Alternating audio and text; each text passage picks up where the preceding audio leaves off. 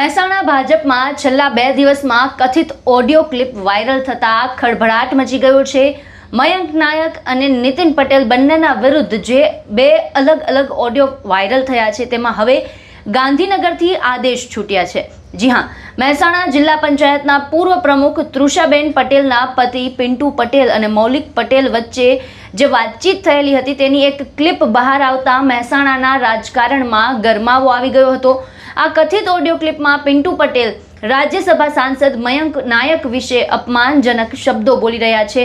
ત્યારે હવે આ કથિત ઓડિયો ક્લિપને લઈને ગાંધીનગરથી તપાસના આદેશ છૂટ્યા છે અને ગુજરાત પ્રદેશથી લઈને દિલ્હી સુધી રેલો પહોંચ્યો છે। એક બાજુ જ્યાં આ ઓડિયો ક્લિપ વાયરલ થતાં ભાજપનો ડખ્ખો છે તે સપાટી પર આવી ગયો છે, તો બીજી બાજુ સૂત્રો દ્વારા માહિતી મળી રહી છે કે જિલ્લા પંચાયતના પૂર્વ પ્રમુખ તૃષાબેન પટેલના પતિ પિન્ટુભાઈ પટેલ છે તેના પર ફરિયાદ દાખલ થઈ છે અને આ ફરિયાદ મૌલિક પટેલે દાખલ કરી છે। ફરિયાદી મૌલિક પટેલે જણાવ્યું કે આરોપી પિન્ટુ પટેલ રાજ્યસભાના સાંસદ મયંક નાયકની પોસ્ટ મૂકવાની બાબતથી નારાજ હતા અને તેણે 24મી મે 2026ના રોજ 11 કલાકે ફરિયાદીને સહજ વાટિકા આગળ ખૂબ જ અપશબ્દો અને ગાળો બોલી તારો ખેલ પૂરો કરી દઈશું તેવી ગુનાહિત ધમકી આપી હતી અને ડરાવ્યા ધમકાવ્યા હતા। આ તો વાત થઈ મયંક નાયકને લઈને જે ઓડિયો વાયરલ થયો હતો તેની। આ ઉપરાંત પૂર્વ નાયબ મુખ્યમંત્રી નીતિન પટેલને પણ અપશબ્દો બોલવાના મામલે ભાજપના જિલ્લા પ્રમુખ દ્વારા કારણદર્શક નોટિસ અપાઈ છે।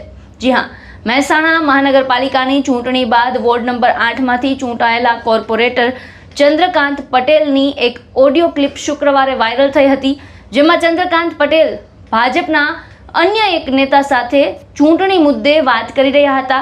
આ દરમિયાન ચંદ્રકાંત પટેલ એવું કહેતા જણાઈ આવ્યા હતા કે તેમણે પૂર્વ નાયબ મુખ્યમંત્રી નીતિન પટેલનું પિક્ચર પૂરું કરી નાખ્યું હતું। મહત્વનું છે કે આ વાતચીત અંદાજે 5 મિનિટ ચાલી હતી। તેમાં ચંદ્રકાંત પટેલે પૂર્વ નાયબ મુખ્યમંત્રી નીતિન પટેલ માટે 25 વખત અપમાનજનક શબ્દો બોલ્યા હતા।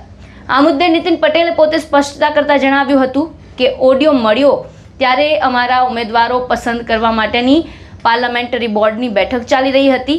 મારી પાસે સમય મર્યાદિત હોવાના કારણે મને જ્યારે આ ઓડિયો મળ્યો એટલે મેં તેને અમારા મહામંત્રી અજય બ્રહ્મભટ્ટ, જિલ્લા પક્ષના પ્રભારી ભરત ડાંગરને અને જિલ્લાના પ્રમુખ ગિરીશ રાજગોરને મોકલી આપ્યો હતો અને હવે આ મુદ્દે કોર્પોરેટર ચંદ્રકાંત પટેલને કારણદર્શક નોટિસ અપાઈ છે।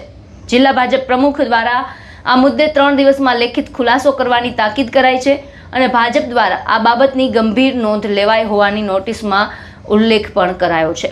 મહત્વનું છે કે મહેસાણા ભાજપમાં છેલ્લા 2 દિવસમાં આ પ્રકારે કથિત ઓડિયો વાયરલ થતા આંતરિક વિખવાદ છે તે સપાટી પર આવ્યો છે। ત્યારે હવે આ મામલો છે તે વધુ વકરે નહીં તે માટે ગાંધીનગરથી આદેશ જાહેર કરી દેવાયા છે।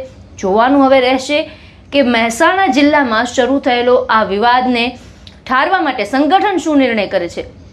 આપનું શું માનવું છે આ સમગ્ર મુદ્દાને લઈને? આપના વિચારો અમને કમેન્ટ બોક્સમાં જણાવો અને તમામ ન્યૂઝ અપડેટ માટે અમારી ચેનલને લાઇક, શેર અને સબસ્ક્રાઇબ કરવાનું ભૂલશો નહીં।